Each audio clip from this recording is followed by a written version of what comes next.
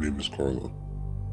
I worked at a convenience store near a 7-Eleven where all types of people hung out at. I had 4 hours of work, one being a lunch hour every week I worked there, starting at 5 p.m. in the day, ending at 10 p.m. at night. Most people who came into the store were nice, and some were not so nice. Me being the unlucky person I was had something to do with it. One night, it was time for me to go home after my shift. I had my purse with me as I always did. I also had my phone with me, but didn't walk while using it because of the problems it caused for some people who did. Where I live, you can't be too careful walking alone at night. I was crossing the street of a T intersection in a neighborhood close to where I live when I heard footsteps behind me. I turned my head around to see who it was. Someone in all black was walking behind me with both their hands in their pockets. I couldn't make them out. To see if he was following me, I still walked in the direction of my apartment, but took a few turns to see if my suspicions were right. Just as I thought he was. Now I was alarmed and tried increasing my walking pace. He did the same thing, matching mine. I walked originally in my walking pace again, and he did the same thing. That's when I hatched an idea to walk under a street light, then look back in time to see their face. With a street light 10 feet in front of me, I walked under it, and the man. I realized it was useless because the person had their hood on, so I didn't see their face obviously. At this point, I knew between a thrift store and an electric shop when I'm close to a corner. I turned the corner, said screw it, and ran. The man realized I was running and started running after me. My only mistake while running was looking back to see if he caught up every few seconds. While I did, I noticed he was gaining on me. I had pepper spray in my purse for protection in case someone tries to threaten me. It's a good thing I had it because the man caught up with me. I took it out. As the man grabbed me, I sprayed him in the face. The man screamed and flipped out in pain, holding his face, so I finished my run home. I got home, put my stuff in, and looked out of the window to see if he was safe. I could still hear the man screaming, only for a little, but I couldn't see him. I looked at my phone and saw that it was around 10. At the time, I thought about calling the police on the man, but changed my mind because I thought pepper spray was enough punishment for trying to rob me or do whatever else he was going to do with me. I took myself to bed after that. The next day, I quit my job and got another job at Walmart working only the day shift. Due to what happened recently, I'm promising myself not to work the night shift again, whether the neighborhood was safe or not.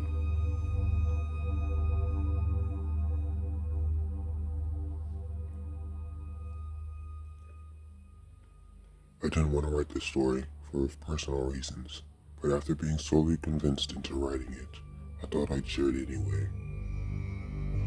I worked at a pizza place where I quit as fast as I got the job. You'll know why later.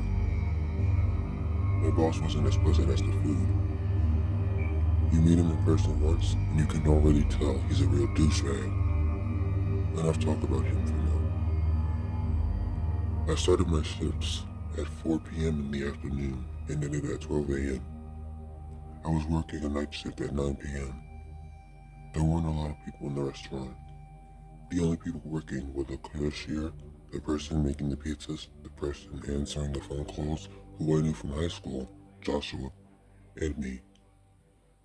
The only few customers inside were 2 couples sitting and having conversations about things I personally wouldn't find interesting. I know, I shouldn't have been eavesdropping, but I couldn't help myself.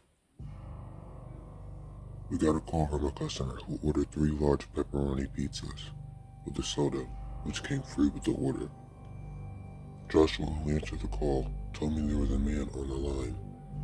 He said his name was Rick and that his voice sounded like someone who smoked for half their lifetime.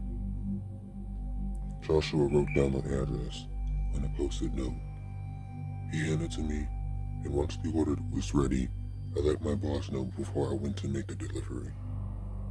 I can't remember what he said before I left, but thinking now on it, I really don't care to remember. I hopped into my car to deliver the food to the customer.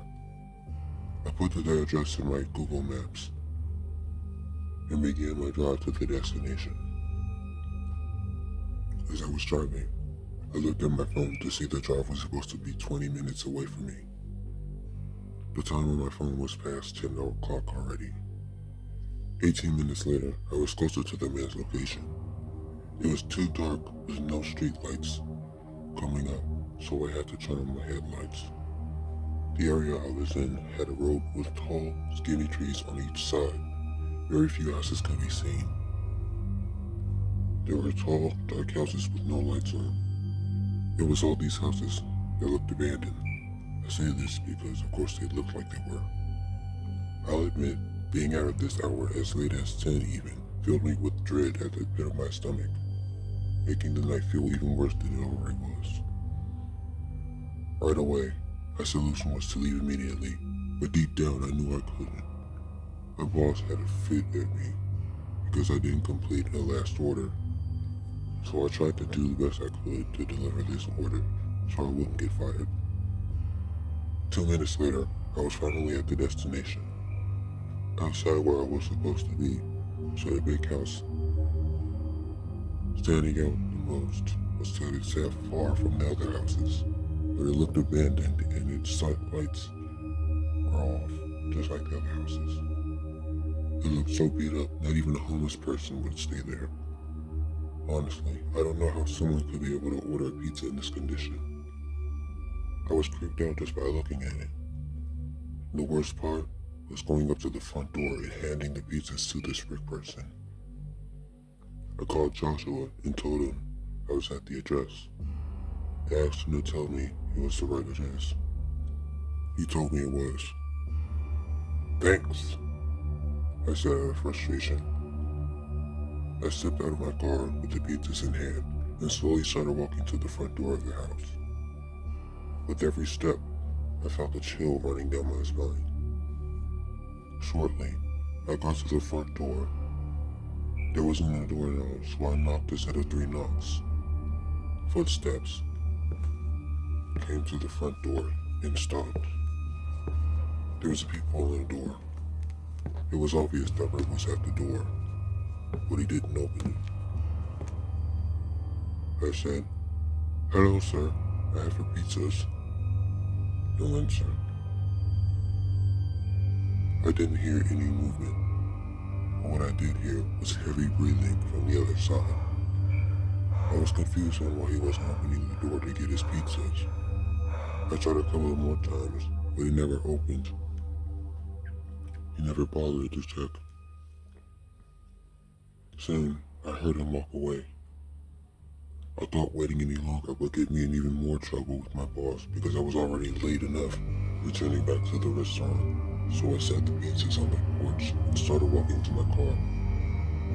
Before I got within an inch of my car, I heard 3-4 booms behind me. Then I heard the front door of the house swing open with force. I turned around to see the man staring at me with an angry expression. I noticed he held a large knife in his hand, or at least I think it was a knife, because it was the biggest knife I'd ever seen. It must have been a machete. I realized as the door was open, there was a putrid smell emitting from the house. Then the man came charging towards me. I ran to my car and jumped in. The man sprinted after me. He attempted to open it, but I was quick enough to lock all the doors before he could. When I didn't work out for him, he resorted to banging on my window with his shoulder until it broke. They didn't break or anything, but I noticed there was a little crack on the window. My windows were pretty strong, and I thought for sure he wasn't going to be able to break in, but then I wasn't so sure. I had had enough and spun out of there and drove back to the restaurant to tell everyone what happened. They were shocked by what happened. Even my boss was shocked by what he heard. He wasn't empathetic though. He simply told me to get back to work and to never speak about what happened to anyone else. That's when my anger took over me. I rushed over to my boss and got in his face and yelled at him for not showing much concern. After all, I was his employee. I had enough with this crap and decided to quit my job. I'm working somewhere else now. Somewhere else I don't have to work the night shift. After this incident, I never worked at another fast food place ever again.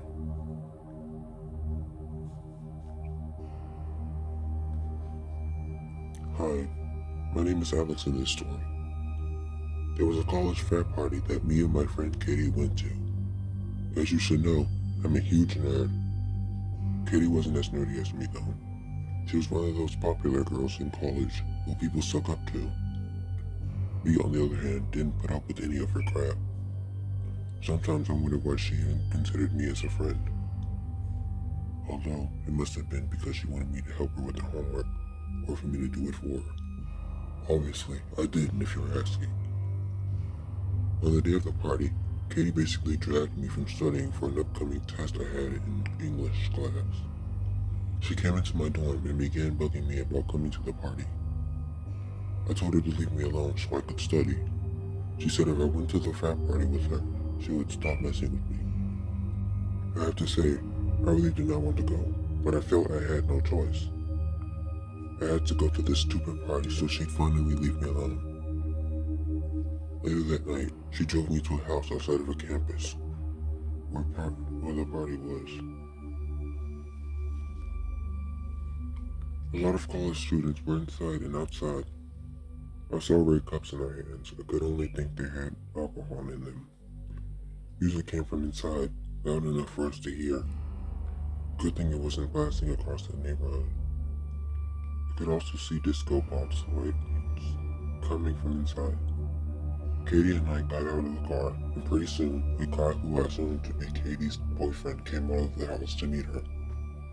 He picked her up, and they went into the house cheerfully. I followed suit, treading every step.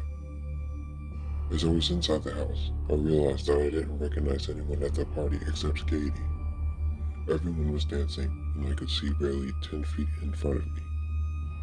I remember telling Katie I already wanted to leave the party. She just told me to loosen up and enjoy myself, and to stop being such a nerd. I don't normally dance, but I just decided to give it a try. I took my glasses off and started dancing to the music. I Think California Girls by Katy Perry was on, and everyone started cheering for me. I guess I must have been doing something good. Everyone who was there dancing stopped and made a space for me so I could let off some steam and release any tension I had. Once the song was over, I stopped dancing, and there was a round of applause and everyone went back to dancing, but not after congratulating me for my moves. After that, I finished dancing. I noticed I didn't have anything to drink yet. I went to a table where all the drinks were at. Punch, soda, water, and beer were there. I chose punch. That's when a guy came up to me. He looked like he was in his early to mid-40s. He was at a party full of people who were supposed to be in their early 20s, given that this was a college frat party. I thought this guy must have been a parent who lived there, but that will probably result in the party already being over most likely, so I was a little skeptical. He said, "Hello," and asked if I was having a good time. I said yes. "I'm Mark," he said with a smile. I didn't smile back. He started asking me personal questions like, "Where are you from? What's your name? Where do you live?" I gave him my name, but that was it. He asked one last question that caught me off guard. I remember making an excuse, telling him I needed to take my friend home, and that she might have been drunk already, and that I was the designated driver, so I excused myself to look for her. He stared at me blankly as I walked away, but I didn't give it much thought. I looked for the host of the party to ask if she knew where my friend Katie was. Her name was Angela. She couldn't tell me where Katie was, so I kept asking around if anyone knew where she was. 5 minutes of my asking for Katie, I ran into that Mark guy again. He asked if I was having a good time. I told him I was, but that I was looking for my friend Katie. He said he saw her in one of the rooms upstairs. I thanked him and went up to one of the rooms to get Katie so we could leave. I didn't see her in any other rooms, but I saw her coming out of the bathroom upstairs. I thought Katie was drunk. I went over to her, only to smell real on her breath. But she acted weird. She wasn't acting drunk all the way. Sure, she had a lack of coordination, and there was beyond her breath, obviously. She was testing where she was and confused. Then she threw up on the floor, making sure to get her puke on my shoes. That's why I realized she must have been drugged and decided not to take her home, but to the emergency room. I brought her downstairs so we could leave. Before we even made it to the door for the third time, I bumped into Mark again. I was irritated now. He asked if everything was okay. I told him that everything was okay and that I just needed to get Katie out of here. He offered to take us home, but I rejected him. It's okay, I can drive. I remember saying to him with an attitude before walking out of the house. We got to the car, and I helped Katie in. I told her to stay awake so she could walk up. After I helped her inside, Mark came behind me and grabbed my arm with a tight grip. I told him to let me go. No, he said in a loud tone. I tried to push him off me. Then he began to try and shove me into the car. I struggled with him and tried to get him off me, but he was too strong. Then someone from the party yelled at the man to leave us alone. Mark wouldn't listen and told the guy to mind his business. The guy then rushed over to Mark and tackled him to the ground with his friends helping. The guy's name who helped me was Carter. He told me to leave before anything else could happen, so I left and went to the emergency room with Katie. At the hospital, I learned that one of Katie's drinks was spiked with diethylamide, a drug that causes hallucinations and other things. Katie stayed at the hospital for the night and was treated. I went back to my dorm and went to sleep despite this stressful night. In the morning, I found out Mark was arrested. He was the one who put the drug in one of Katie's drinks when she wasn't looking. When I found this out, honestly, I wasn't surprised. I suspected something to be about it. But after this happened, I never went to another frat party again.